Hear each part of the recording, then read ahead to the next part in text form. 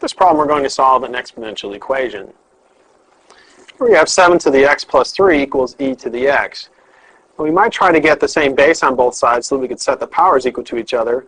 There's really no way we're going to be able to get 7 and e to be the same base in any nice way. So another trick that we can do is to take the log of both sides, but we'd like to do it in a way that we can get rid of one of these exponentials. So we're going to take the natural log of both sides, since e is the natural exponential and they have the same base. The natural log of 7 to the x plus 3 then will equal the natural log of e to the x.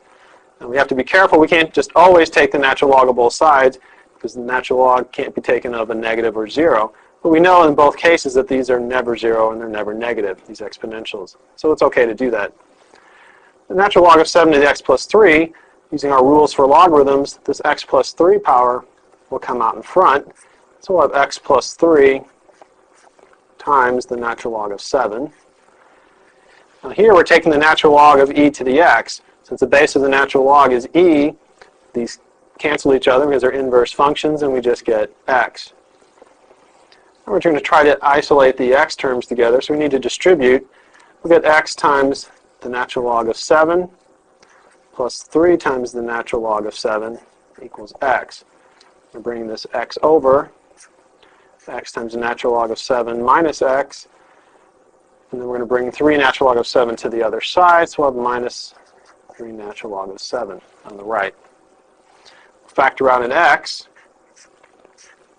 So x times the natural log of 7 minus 1. Note that it's not 7 minus 1, it's the natural log of 7 minus 1. So this is separate.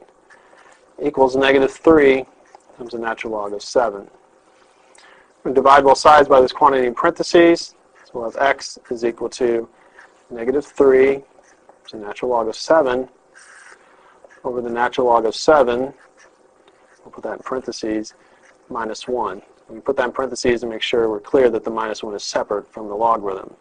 So this is an exact answer. If we wanted to get the approximate answer, we could put this in our calculator. We could also rewrite this in another form. Since we have a negative up here in the numerator, we could actually distribute that into the denominator and rewrite this as 3 natural log of 7 over 1 minus the natural log of 7. That also helps keep it clear that the 1 is not part of the natural log. If we do put this in our calculator, we'll get that the solution is roughly negative 6.172. Now that we've solved this exponential equation algebraically, let's move to our Smartboard interactive whiteboard and solve it using a graphing utility. We want to solve 7 to the x plus 3 equals e to the x. We're going to do that by putting the left side of the equation in y1 and the right side in y2, graphing and finding the intersection points. Go to our calculator, press our y equal to button. In y1, we'll put 7 to the x plus 3 power. Now notice we want x plus 3 to be the exponent, so we group that in parentheses to make sure we clearly have that as our exponent. We'll enter. And in y2, we put the right side, which is e to the x. And we're going to graph that on our standard viewing window between minus 10 to 10 in both directions. And we're looking for the points of intersection. So the graph of y1, and you see the graph of y2 coming through there. Looks like there might be an intersection point someplace in the middle here. So we're going to narrow our field of view down to this region. We don't need to look over here in the positive x's. We go to our window settings. And we're going to change our x-min to maybe negative 7 and our x-max to maybe negative 5. Keep our scale at 1 for now.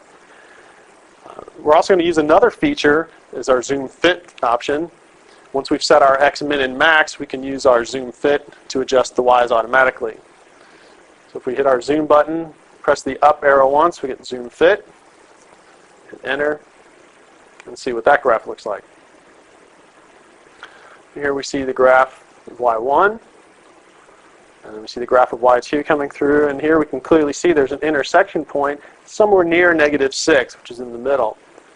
Now, because we're kind of close here in the lower end, we're going to change our y-min so we can bump this up just a little bit. So we'll go back to our window, just come down here to y-min, and we'll make that maybe negative 0.01. And graph that again. Here we have the graph of y1. You can see the graph of y2 coming through, and again we see that intersection point somewhere around -6. So we'll go to our calc menu, pick option 5 for intersect. First curve is y1, so we'll hit enter. Second curve is y2, hit enter again. And our guess, actually looks like we're pretty close to our guess, so we'll just hit enter. And we see that we get an intersection point. It's roughly at -6.17. So we drag that over. Make that graph a little bit bigger. So using our graphing utility, we can see that the solution set for this equation will be -6.17.